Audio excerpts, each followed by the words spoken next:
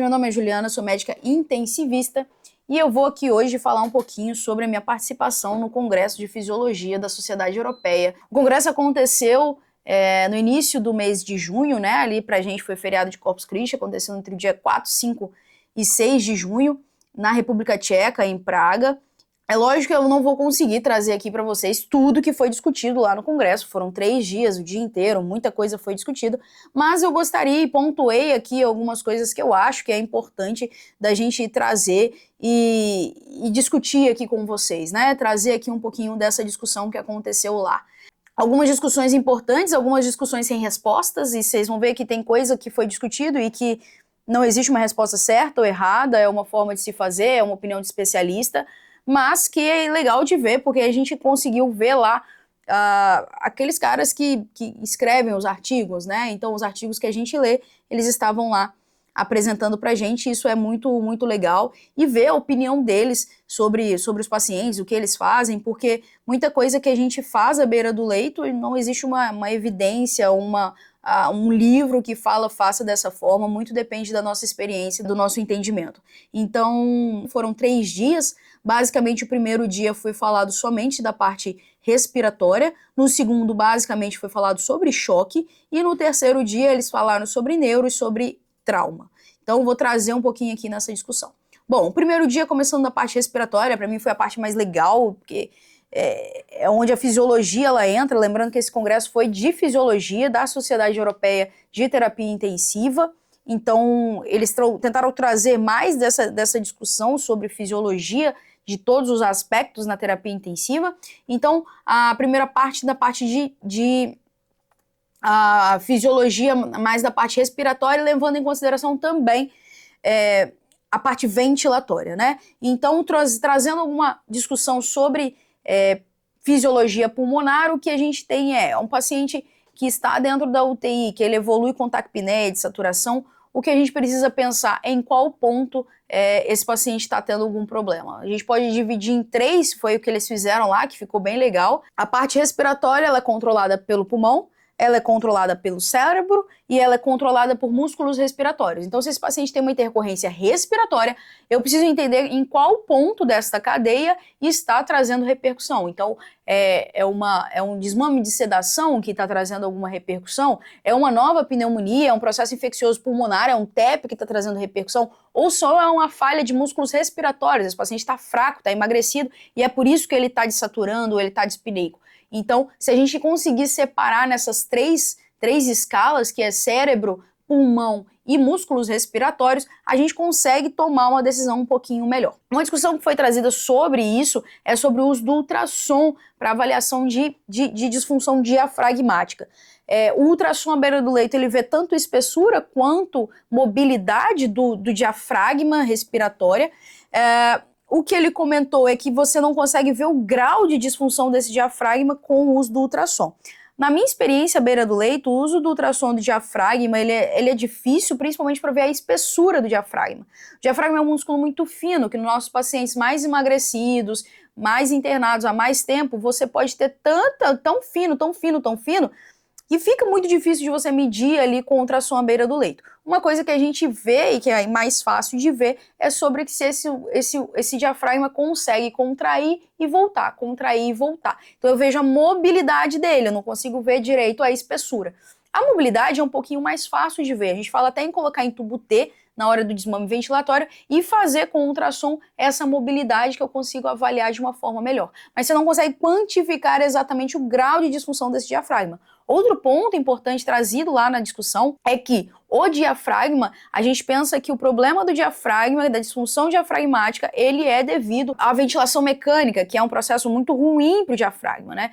Então, a ventilação mecânica se dá por pressão positiva, num diafragma que está acostumado com pressão negativa. Então, isso é muito ruim para o diafragma. Mas mostrou-se que a terapia intensiva, o paciente crítico, ele tem disfunção diafragmática independente da ventilação mecânica.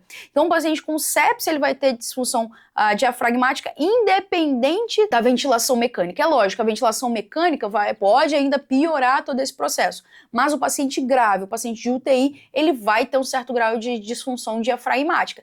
E cabe a nós, é o que a gente sempre fala, reduzir sedação, otimizar a fisiomotora ativa na tentativa de reduzir essa disfunção diafragmática, beleza? Bom, depois a gente entra num cenário sobre discussão de um paciente com SARA, né? E aí, nesse momento, a paciente com SARA, o que a gente tem para esse paciente com SARA para tratar? Bom, basicamente a intubação e sedação, mas aí entra a discussão sobre a PIP. Qual que é a importância da PIP na SARA? Na SARA, o que acontece são áreas de pulmão totalmente heterogêneo, então você tem o paciente com o pulmão extremamente heterogêneo, um pouco insuflado, muito insuflado, pouco insuflado, ou um pulmão mais homogêneo. O paciente que se beneficia muito de PIP é aquele que você tem um pulmão heterogêneo e que você abre áreas do pulmão que estavam fechadas. Porque o paciente que tem áreas abertas, você pode dar PIP e você hiperdistender esses alvéolos. E quando você hiperdistende esses alvéolos, você aumenta a pressão intrapulmonar, você faz mais vasoconstricção, porque você está expandindo. Então, todos aqueles vasos que estão ao redor do alvéolo, eles vão ficar todos vasoconstrictos. Isso pode aumentar a pressão e aumentar a pós-carga de ventrículo direito. Na verdade, essa é a maior preocupação do aumento da PIP. Porque a PIP, ela pode melhorar esse pulmão, esse alvéolo que estava fechado, você consegue abrir e isso facilita a troca, tanto que a gente fala que melhora a troca, a saturação do paciente sobe quando a gente dá mais PIP, justamente porque ela abre um pulmão que estava fechado, um alvéolo que estava fechado, só que nisso você aumenta a pressão intratorácica, aumenta a pós-carga do ventrículo direito. Qual que é o problema da PIP? O problema da PIP é que, como você aumenta a pós-carga do ventrículo direito, você pode piorar a hemodinâmica do paciente. Como que eu faço para achar a PIP ideal? Bom, a PIP ideal, ela é uma discussão enorme e isso vai ser extremamente discutido, não se tem um valor exato de PIP ideal, porque isso vai variar de cada paciente vai ter uma PIP que vai recrutar mais áreas diferentes de outros, então você precisa achar a PIP suficiente para abrir áreas fechadas, mas que não traga para você uma repercussão hemodinâmica muito grande. Então, uma coisa que eles utilizam lá são monitores de débito cardíaco, cateter de Swan-Ganz de uma forma muito mais acessível do que a gente. O que eu faço na beira do leito é observar a hemodinâmica, observar PAM, frequência cardíaca. Bom, aumentei demais a PIP, ficou muito hipotenso, opa, vamos voltar atrás, talvez essa PIP esteja demais para essa hemodinâmica. A PIP ideal, o que eles sugeriram lá é começar com a PIP do PIP Table, né? Utilizar a PIP Table, definir uma PIP por uma FiO2. O que a gente faz na nossa prática é muito da titulação da PIP. Então, você titula a PIP para achar a PIP com melhor complacência, mantendo drive pressure e platô abaixo de 30 e drive pressure abaixo de 15 com a melhor complacência. Então, essa seria a didática. Lembrando que PIP, o problema da PIP é o risco hemodinâmico. Então, um paciente que tem disfunção de ventrículo direito, ou seja, um TEP prévio ou um infarto de ventrículo direito prévio, esse paciente com disfunção de ventrículo direito, com corpo pulmonar, ele vai sofrer muito com o efeito da PIP. Ao mesmo tempo que se eu tenho um paciente com disfunção de ventrículo esquerdo, a PIP pode ser até benéfica, porque o ventrículo esquerdo, ele tá jogando para fora, né? Então, se a pressão aqui dentro tá maior e a pressão aqui fora tá menor, o ventrículo esquerdo consegue jogar esse sangue, ejetar esse sangue de uma forma melhor e mais fácil. Então, para a disfunção de ventrículo esquerdo, a PIP é boa, a PIP costuma ajudar esse ventrículo. Mas, quando tem disfunção de ventrículo direito, a PIP é muito ruim. E a PIP aumentada pode ocasionar também uma disfunção de ventrículo direito. Então, muito cuidado. A PIP ideal é aquela PIP em que eu consigo abrir alvéolos fechados, diminuir a telectrauma, então abrir alvéolos fechados ao mesmo tempo sem prejudicar a hemodinâmica. Como que a gente pode avaliar isso à beira do leito? PAM, frequência cardíaca, uma coisa importante é PVC, a gente sempre esquece da PVC, mas a PVC é algo ser fácil de à beira do leito, todo serviço pode ter uma PVC, você só precisa de um cateter de venoso central. Além da PIP, o que a gente tem de estratégia para o paciente com SARA é prona. Então não vamos nos esquecer, eu vejo muita gente ainda com medo da prona, mas a prona ela tem efeito tanto hemodinâmico quanto de alvéolo, né? Então você tem áreas basais e áreas posteriores que estão muito fechadas, muito colabadas, você prona esse paciente e com a prona você consegue abrir áreas que antes estavam fechadas. Esse é o efeito da prona, e o efeito da prona ele é extremamente benéfico para esses pacientes. Então, não vamos ter medo de prona. A gente fala com nossos alunos direto, olha, esse paciente tem indicação de prona, vamos pronar, não precisa ter medo. Então, prona salva vidas, ela melhora tanto a parte respiratória quanto a hemodinâmica. Então, muito cuidado, não deixem passar, diminui a hiperinsuflação, aumenta a areação, homogeneiza o paciente, você diminui a resistência pulmonar. Então, assim, a prona é realmente um efeito que salva vidas, então não vamos nos esquecer delas. Recrutamento alveolar, muito discutido lá, falaram sobre várias coisas, mas recrutamento alveolar não tem evidência, é tudo opinião de especialista, não tem nenhuma evidência que mostre que realmente faz diferença. Então, o recrutamento alveolar acaba sendo algo que pode ser feito como uma manobra de último instante. Já não tenho mais o que fazer, já pronei, enfim, não tenho mais para onde correr, não tenho ECMO à disposição do meu serviço, porque essa maioria desses serviços na Europa, eles têm um centro de ECMO à disposição, não tem um centro de ECMO à disposição. Então, uma possibilidade, mais uma manobra quase heróica ali, seria o recrutamento alveolar. Mais uma vez falando, o grande risco do recrutamento alveolar, que você usa PIPs muito elevadas, é causar instabilidade hemodinâmica, porque você aumenta muito a pós-carga do ventrículo direito. Voltando um pouquinho de novo no diafragma, porque isso vai ser importante quando a gente pensa em desmame ventilatório. O diafragma, ele é um músculo muito importante pra gente na parte ventilatória. É ele quem faz toda a pressão negativa, que permite a gente trocar esse ar. Só que, como que a gente evita esse desgaste do diafragma com o paciente em ventilação mecânica? Um ponto é tentar manter esse paciente o menos possível em pressão controlada, porque a pressão controlada está tomando conta, esse paciente pode ter um desuso do diafragma com a pressão controlada. Ao mesmo tempo, se esse paciente fizer assincronia, ficar fazendo força expiratória forçada, esse diafragma também pode sofrer. E a PIP também, ela faz uma pressão intratorácica, então se ela empurra para baixo, o diafragma tem que fazer uma força para cima. Isso também causa mais disfunção diafragmática e piora esse diafragma na hora da gente pensar em extubar. Então, como que a gente evita isso? Diminuindo o uso de sedação, então utilizar sedação o menor tempo possível, além de tentar passar esse paciente para pressão de suporte o mais rápido possível, assim que ele tolere. Por quê? A pressão de suporte vai fazer com que esse diafragma possa ser treinado e aí melhorar essa força do diafragma. Então, pressão de suporte assim que possível. Uma coisa que a gente discutiu também no primeiro dia foram algumas situações em ambientes extremos, né? Então, alguns colegas trouxeram discussões sobre Monte Everest, sobre a fisiologia pulmonar no Monte Everest, o que eu achei muito interessante, porque eles montaram um estudo em que coletaram gasometrias seriadas dos escaladores do Monte Everest, para entender como que funciona a gasometria e o corpo em situações de extremos, né? Então, quando eles foram analisar essas gasometrias, eles viram gasometrias com PO2 extremamente baixos, saturações em torno de 60, e sendo que o alpinista estava lá conversando, fazendo tudo com saturações extremamente baixas. Apesar de que a maioria deles sobe o Everest com o uso de oxigênio suplementar, né? Porque são áreas extremamente rarefeitas, podendo chegar a baixíssimas condições de oxigenação.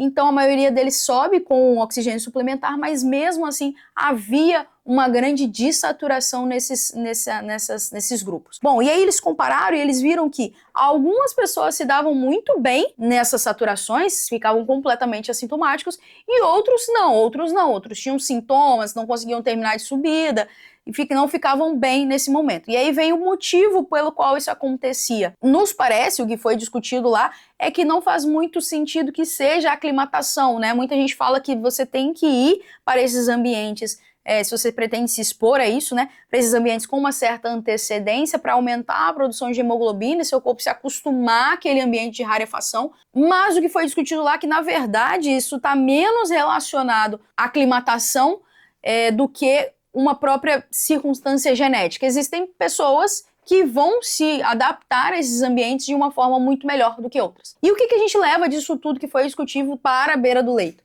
De que talvez as nossas metas de saturações tão altas não sejam necessárias. Se o paciente está bem, ele está acordado, enfim, não está dispneico, não tem mais nenhum outro sintoma, com uma saturação de 90%, talvez a gente não deva dar oxigênio, a gente deve só observar mesmo se ele estiver bem. Que talvez o corpo humano foi feito para ser adaptado a saturações um pouco menores. Mas isso tudo é especulação. Parece que tem um trabalho grande para sair durante este ano de 2026, que vai discutir realmente isso, metas de saturação dentro da UTI, e que talvez a gente deva mesmo tolerar algumas metas um pouco melhores, desapegar um pouco dessa saturação acima de 94, porque talvez o corpo humano já esteja mais preparado para essas saturações. A gente não vai atender pacientes no Monte Everest, né? Talvez alguém aí vá, mas de uma forma geral aqui no Brasil não vamos atender ninguém também sufocado por avalanches, mas também foi uma discussão sobre avalanches, né? O mecanismo de morte da avalanche, ela é por sufocação, né? Você tá ali, você começa a respirar somente aquela área, o gelo ele cobre todo o corpo, ele congela e começa a respirar só aquele pedacinho ali, aquela bolsa de ar que fica ao seu redor. E aí você começa a inalar gás carbônico e, na verdade, o mecanismo de óbito é por asfixia e não por hipotermia. Então, existem já alguns mecanismos que eles estão criando né, o alpinista que fosse submeter a esse tipo de situação, que tem risco de avalanche, é um mecanismo que, na verdade, você puxa o ar por aqui, mas ele é exalado nas costas, para você exalar CO2 nas costas e não ficar reinalando esse CO2. Bom, isso talvez não seja de grande importância para a gente. Outro ponto que foi discutido é sobre hipotermia. Hipotermia no paciente afogado ou paciente vítima de uma avalanche, por exemplo, que às vezes sobrevive e chega muito hipotérmico. Para a gente talvez faça um pouco mais de sentido, porque em estados mais frios a gente pode atender pacientes vítimas de hipotermia e também pós-afogamento, lembrar da hipotermia também no afogamento. A condutas a se fazer na hipotermia é lembrar de aquecer esse paciente devagar. É basicamente isso. Não aquecer ele muito rápido, aquecer ele devagar. Drogas, medicações, não tem nada que faça muito sentido. Também tentar corrigir a bradicardia também pode ser pior. Então é ter calma e aumentar a temperatura desse paciente de uma forma mais devagar. Beleza? Bom, galera, esse foi um resumão do primeiro dia. No segundo dia a gente vem para choque, né? A gente já começa a falar sobre choque. E bom, uma coisa que foi muito falada, incessantemente falado, é a preocupação com excesso de volume. Excesso de volume na UTI, isso é algo que a gente também briga com os nossos alunos, a gente bate em cima sobre fazer menos volume. Estamos fazendo muito volume. Aquele soro de horário, pelo amor de Deus, tira esse soro de horário da prescrição. Soro glicosado para substituir dieta, soro glicosado não substitui dieta. Enfim, cuidado com o soro. Soro não é fisiológico, não existe nenhum soro fisiológico. No momento que você faz volume no intravascular, rapidamente esse volume sai para o extravascular. Isso causa edema, isso causa ruptura de glucocálix. Isso não é bom. O paciente que está chocado, ele tem a barreira, o endotélio todo lesado. E quando o endotélio está lesado, isso extravasa ainda mais. Se você pegar uma pessoa saudável e der soro, vai haver extravasamento também. Mas um paciente crítico, um paciente grave, você tem mais extravasamento ainda por endotelite. E quando o soro entra, ele ainda desgasta mais o glicocálix, ele causa mais endotelite, mais disfunção de endotélio. Então, por favor, soro, pensar muito bem antes de cada soro que vai dar. Não pense que soro é fisiológico. Soro não é fisiológico. Nenhum soro é fisiológico. E, inclusive, chegou uma discussão lá que um colega resolveu defender o uso dos amidos novamente. Ele tem a teoria de que os trials que foram feitos com o uso dos coloides e dos amidos talvez não tenha sido tão bem feito e que talvez pudesse se voltar a pensar nessa discussão, porque faz muito sentido. Quando a gente pensa na fisiopatologia e na fisiologia dos amidos e dos colóides, realmente faz sentido para você tentar manter dentro do vaso aquilo ali. Porque a gente acabou de falar que o problema é o extravasamento. Então, será que realmente não faz sentido manter alguma coisa dentro do vaso?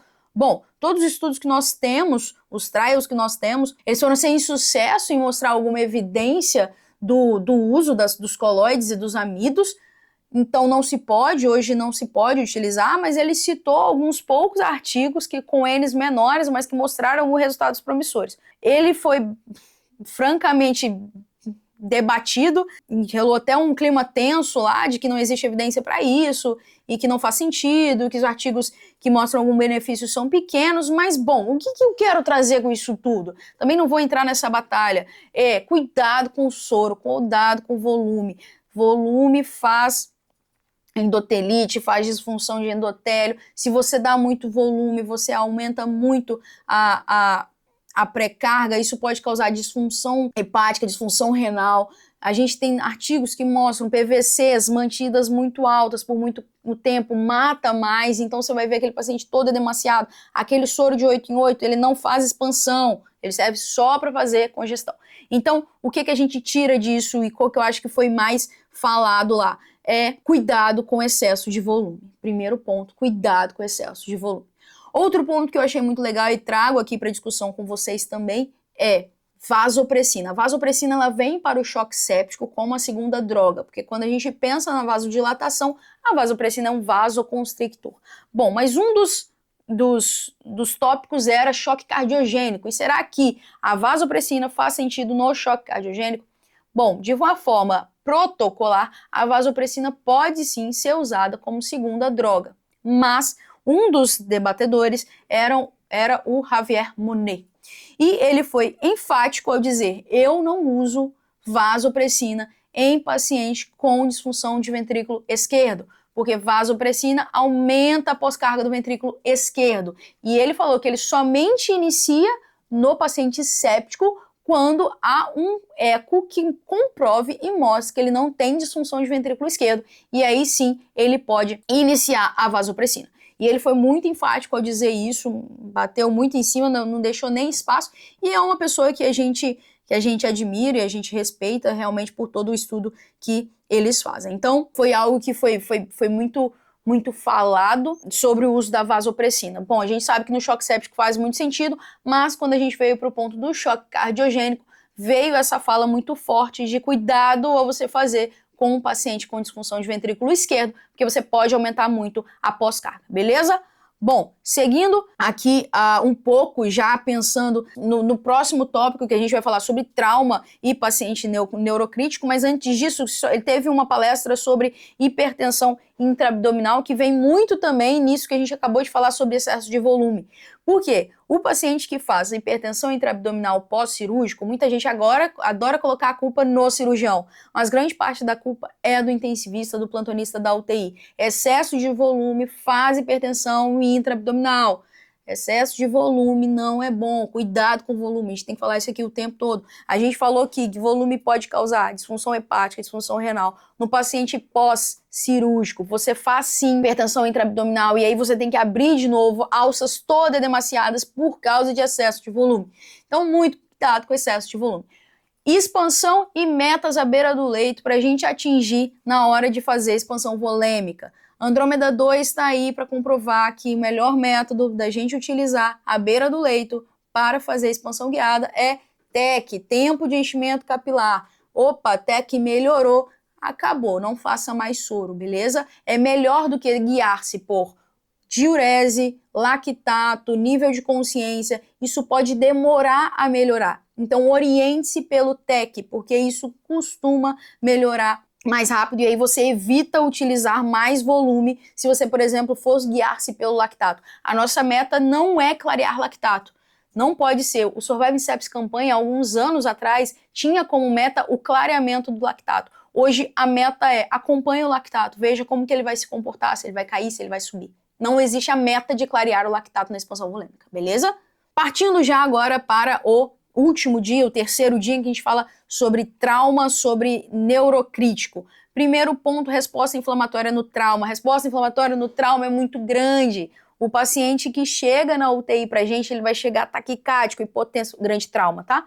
Taquicárdico, hipotenso, ele pode às vezes já ter até recebido todo o sangue que ele precisava, fez a expansão volêmica, já recebeu o soro, mas mesmo assim ele tá taquicárdico, hipotenso. Por quê? Resposta inflamatória ao trauma, faz vasoplegia, faz taquicardia, reação inflamatória. Então esse paciente leva um tempo até recuperar de toda essa resposta inflamatória. Cabe a nós ter calma, fazer a expansão volêmica com calma, lembrando que quanto mais soro eu dou, mais eu diluo fatores de coagulação. Então, muito cuidado com expansão volêmica no trauma, principalmente no paciente que está com um sangramento ativo. Quanto mais soro você dá, mais você dilui fatores de coagulação. Então, muito cuidado com isso. Outro ponto a ser discutido, uma coisa que gerou extrema discussão, até trouxe aqui no TikTok, ou no YouTube também tem vídeo, no meu Instagram tem vídeo, sobre a discussão de qual droga utilizar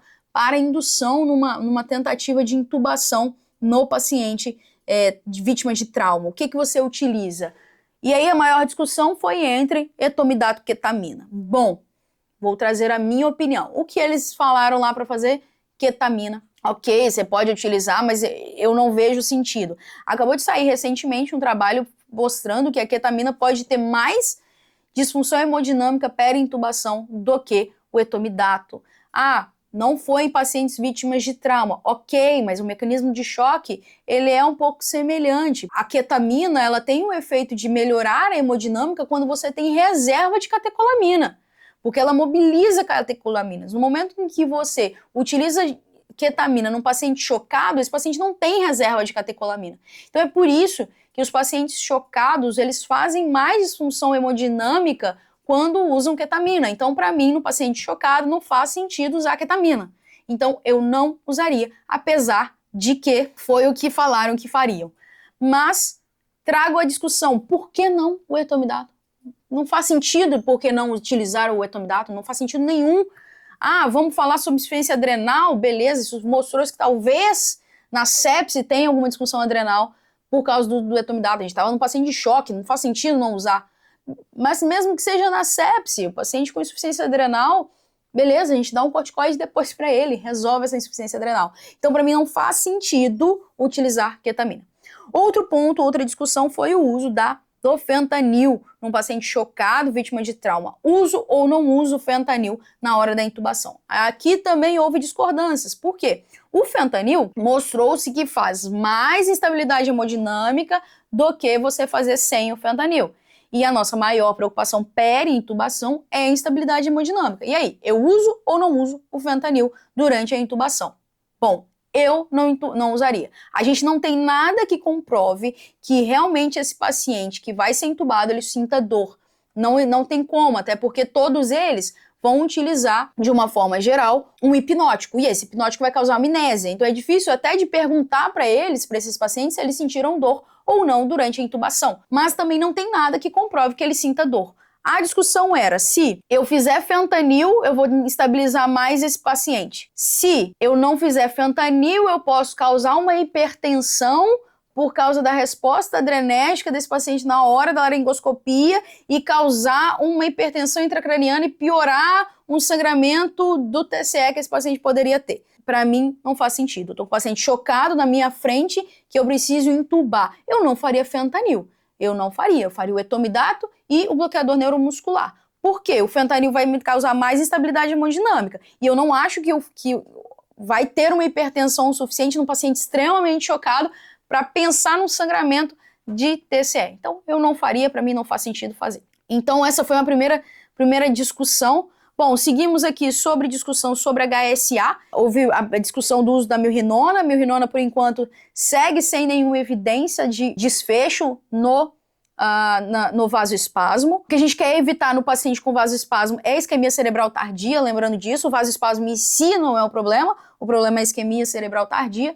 Então, o que a gente quer evitar é desfecho neurológico. Isso a gente usa o nimodipino. O nimodipino é a única droga que a gente tem hoje para prevenir desfecho neurológico no paciente vítima de HSA. Houve uma discussão sobre o uso de nimodipino intravascular e até intratecal. risco. Esse do intratecal nem os próprios debatedores sabiam, foi alguém da plateia que trouxe, que chegaram a utilizar intratecal e que teve algum benefício. Intravascular, né, lá no vaso, né, exatamente onde está tendo o vasoespasmo, já mostrou que tem algum tipo de benefício, isso pode ser feito. Mas intratecal realmente foi novo, mas enfim, traz aí essa discussão. Outra discussão sobre status epiléticos, crise convulsiva, Propofol versus midazolam em infusão contínua, qual que é melhor? Não existe ainda melhor, mas o midazolam a gente sabe que faz taquifilaxia. Então o risco da gente ter que ficar aumentando doses de midazolam para conseguir manter a mesma entrega. Então, uma boa opção seria o Propofol com uma dose baixa de midazolam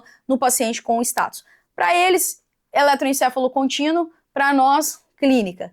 Então, infelizmente, a maioria dos serviços mal tem eletroencefalo, quanto mais eletroencefalo contínuo. Outra discussão que aconteceu foi a mioclonia hipóxico-isquêmica. A mioclonia hipóxico-isquêmica em pacientes vítimas de parada cardiorrespiratória que evoluem depois com mioclonia. Lembrando que muita gente confunde com Lance Adams. A mioclonia, ela ocorre nos momentos iniciais, então ali 12, 24 horas após a PCR, e Lance Adams vai acontecer alguns dias depois. Inclusive, esse paciente pode ir para casa com esses tremores.